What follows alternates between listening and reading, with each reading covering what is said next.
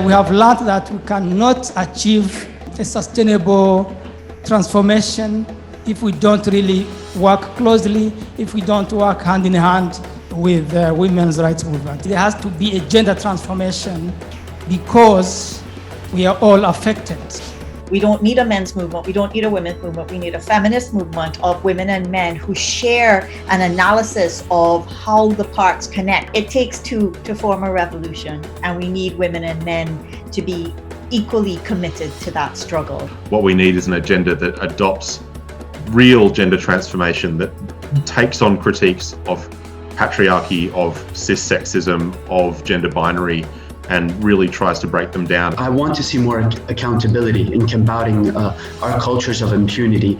And I think that needs to go up to the hidden power structures at the very top. If we really want to dismantle patriarchy, then I think we need to continue to follow that stream up to the source. Los cambios personales son riquísimos y súper importantes, pero no son suficientes para la construcción de un mundo más democrático, justo, solidario, que tenemos también que hacer esfuerzos para cambiar las estructuras que sostienen las desigualdades, ¿no? The liberal state can do some things, but still needs the pressure of civil society to keep a wider perspective on women's equity.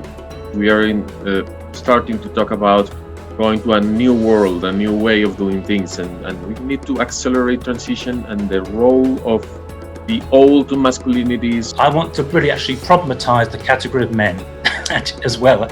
This might sound a bizarre thing to do, but I think it's not clear at all actually, like who qualifies to be a man, what is a real man. I want to basically deconstruct men actually. We are not fighting to change the world for women. We are fighting to change the world for humanity, because when you create that equality for women, then you've created it for humanity. If even one idea shared during these past 3 days and the months ahead can be translated into a new strategy or simply positively impact an individual's life, then we can say that the symposium has achieved its objectives. To make Ubuntu not just a concept, but a practice, a way of life.